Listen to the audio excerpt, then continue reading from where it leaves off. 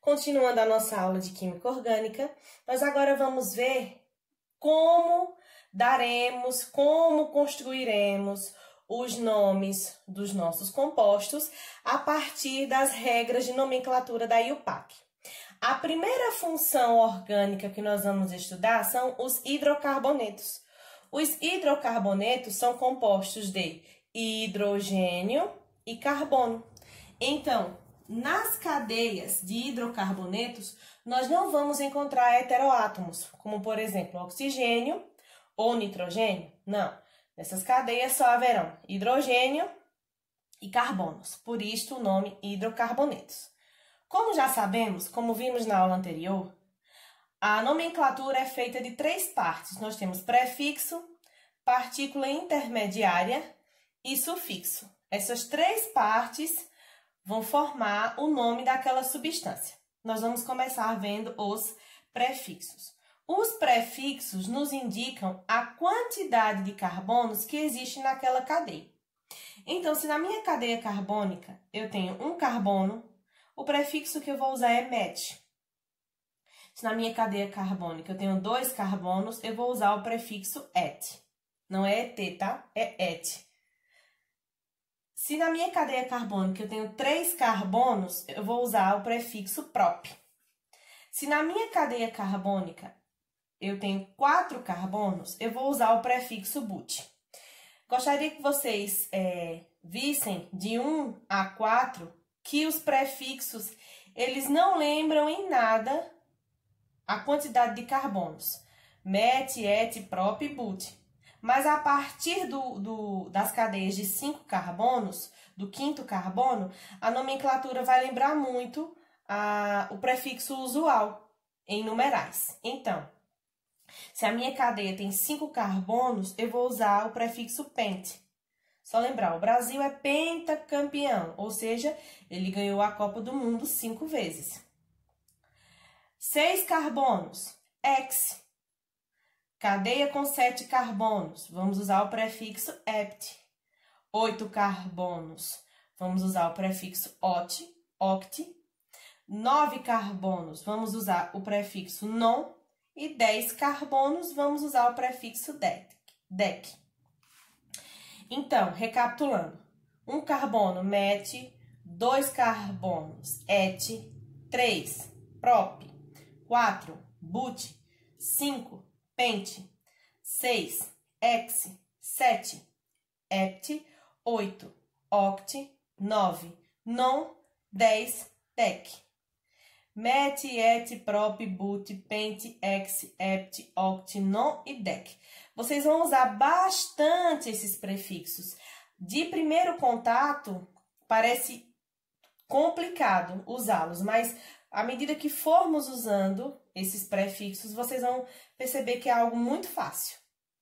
Depois dos prefixos, nós temos a partícula intermediária, que sinaliza, que nos indica a saturação daquela cadeia, ou seja, os tipos de ligação que existe naquela cadeia. Então, nós vamos começar pelas cadeias saturadas. As cadeias carbônicas saturadas, elas apresentam apenas ligações simples entre os carbonos. Então, para as cadeias que só existam ligações simples entre os carbonos, nós vamos usar a partícula intermediária AN. Mas, se nós tivermos insaturações na cadeia, ou seja, ela for uma cadeia insaturada, nós vamos mudar essa partícula intermediária. Então, se na minha cadeia carbônica eu tenho uma ligação dupla, eu vou usar a partícula intermediária em. Se na minha cadeia carbônica eu tenho 2 ligações duplas, eu vou usar di-en. Di, de 2, en, de ligação dupla. Se eu tiver 3 ligações duplas na minha cadeia carbônica, eu vou usar tri-en. Tri de 3, en de ligação dupla. E assim sucessivamente, ó. Se forem 4 duplas, tetra-en. Se for 5 duplas, penta-en. Agora vamos para as ligações triplas. Se for uma ligação tripla, nós vamos usar a partícula intermediária in. Se for duas triplas, di-in. De dois, in de ligação tripla. Professora, o uso das duas vogais in aqui está correto? Sim, pois é uma regra, daí o PAC. É uma regra de nomenclatura. Se nós tivermos na cadeia 3 ligações triplas, nós teremos que usar a partícula intermediária tri-in. Tri de 3, in de ligação tripla. Então, um macete para você lembrar: an, ligação simples, em, ligação dupla, in, ligação tripla. An, em, in. An, simples, em, dupla, in, tripla. Se na sua cadeia tiver uma ligação dupla e uma ligação tripla, nós vamos usar a partícula intermediária enin. Em de dupla, in de tripla. É só unir, ó. Uma dupla em, uma tripla in. Enin. Então, recapitulando, para as partículas intermediárias: an, ligação simples, em, ligação dupla, in, ligação tripla. Se houverem mais de uma ligação dupla ou mais de uma ligação tripla, é só acrescentar di para 2, tri para 3. Ó, di para 2, tri para 3. E por último, nós vamos acrescentar o sufixo na nomenclatura daquela substância. Como usaremos o sufixo? O sufixo nos indica a natureza da substância, a função orgânica em que aquela substância está localizada. A que grupo de função orgânica aquela substância está agrupada.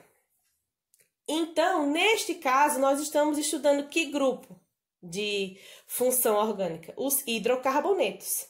Então, o sufixo para todos os hidrocarbonetos, sem exceção, vou repetir, o sufixo para todos os hidrocarbonetos é a vogal O.